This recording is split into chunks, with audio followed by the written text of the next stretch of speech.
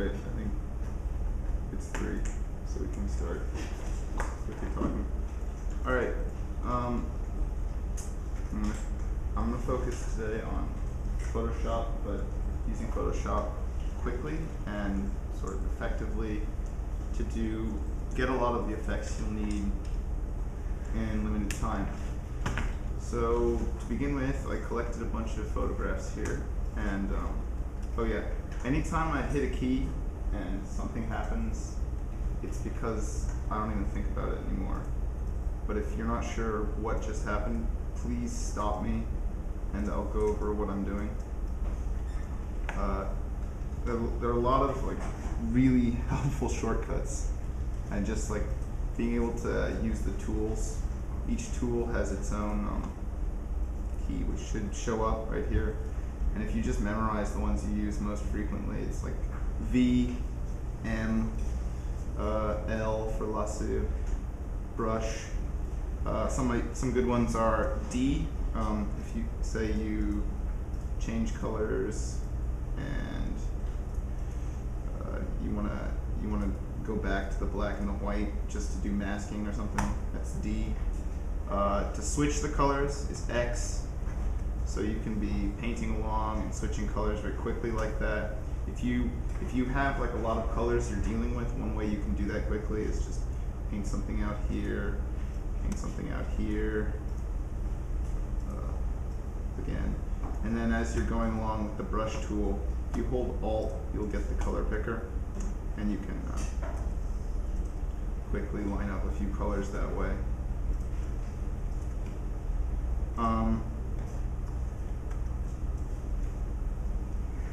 Of course, E is erase. So let's say that we're gonna make a quick rendering here. I did my Rhino model, and I rendered it, and it comes out like this.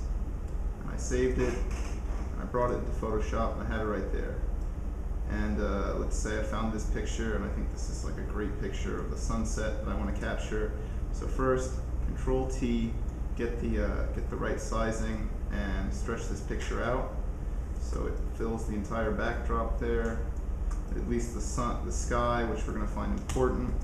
Then you can like select the layer through right-clicking it, move this up to right where you want it to be. Looks good on the horizon there. And let's put it to the right size. Let's say it needs to be a little bit bigger. How do you scale? Control T is the way you bring up the free transform. Free transform is pretty powerful. When you transform about the center? Right. So Shift constrains proportions. So as you're scaling something and you hold Shift, you'll be able to scale without changing it. And if you hold Alt, it goes about center.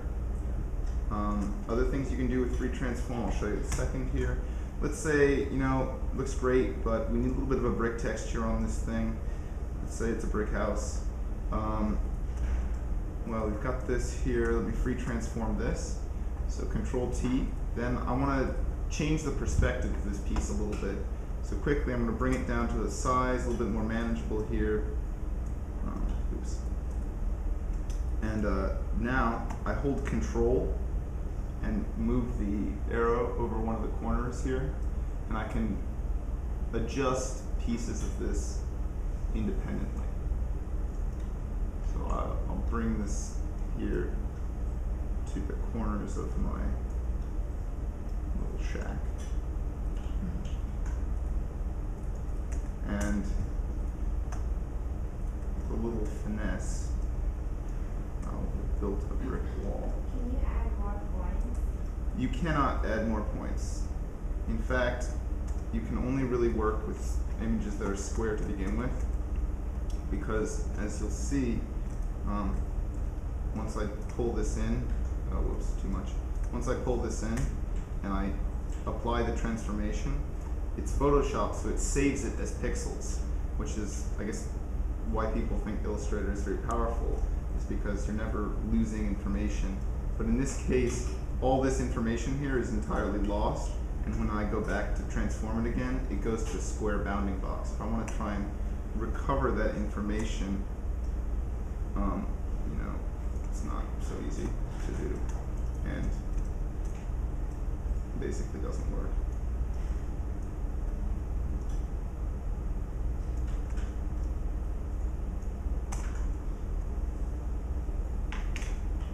But you can see it's all heavily pixelated and sort of ugly. So let's apply that. Just quickly apply this back to the shack.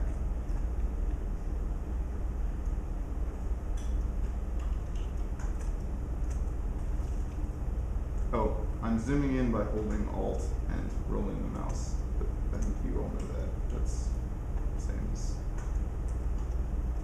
most programs in the Adobe Suite.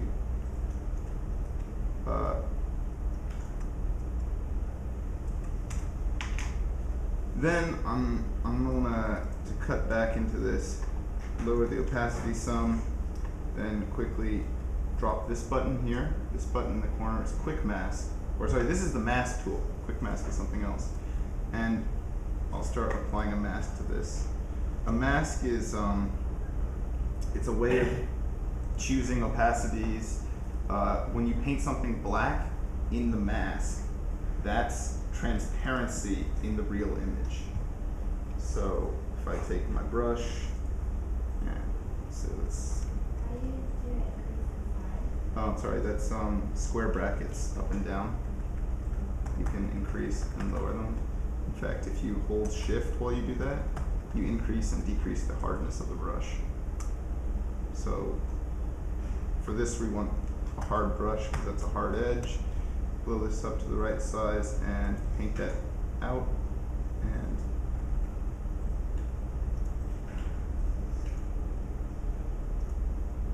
Wait, so this is part of a mask? right. So what I'm doing here is I'm painting on this, which is the mask I've created, and this is the real image that exists in Photoshop that I'm like working on. So you also have to choose. You can see that one is being selected over the other here, and if you go here with the brush tool, you'll start painting on your image. But if you're on the mask, you'll be painting away parts of your image, or say, oh, I made a mistake. I can either, undo, or I can take the eraser tool, bring that down to a reasonable size, oops, and start erasing things back into this. So it's really, really handy because you have the transparency, but you're not deteriorating your image at all.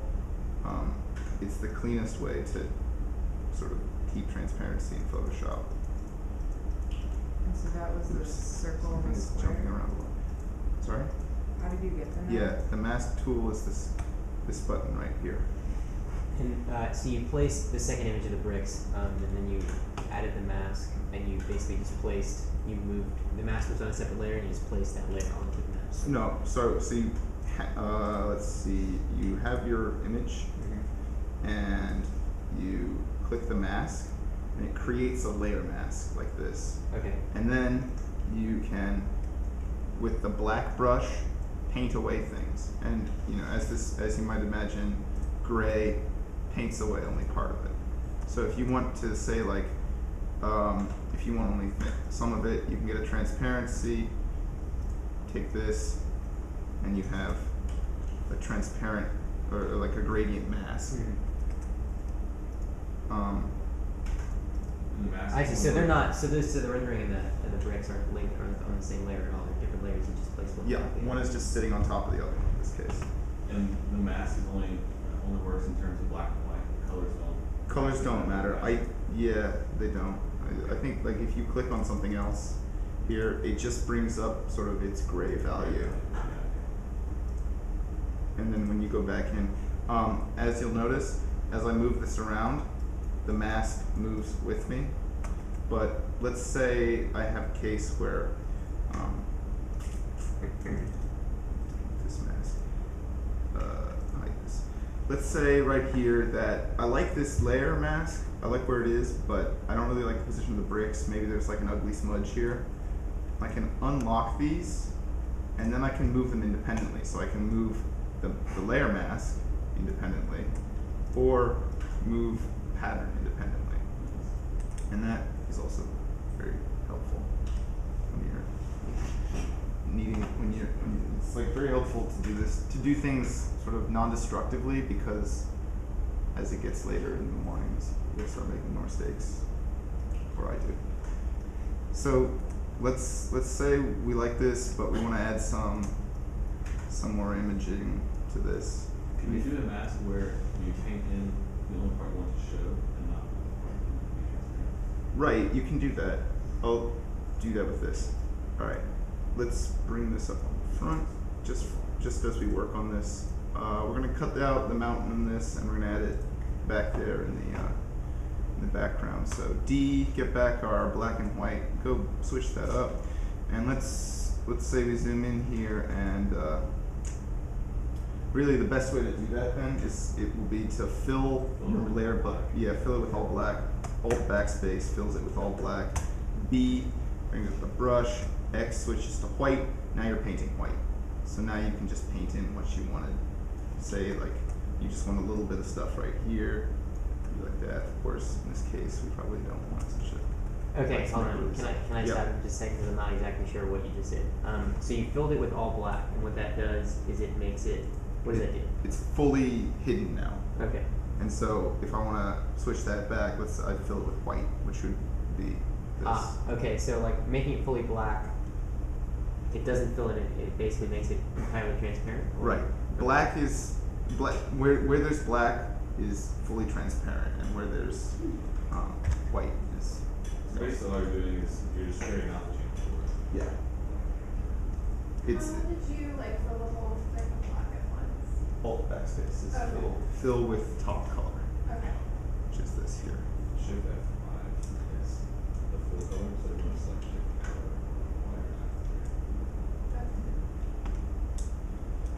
not there. Let's say having a mask is basically how you want to do transparency, but you're not going to want to be painting out your pictures all the time. It's a pretty good way to do things very quickly when you've got to take this and put it back there and you're running out of time and it's late.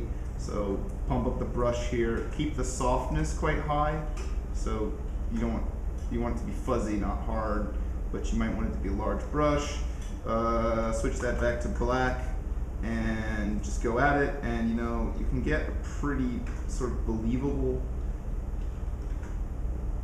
approximation. I don't know how much you're believing this, but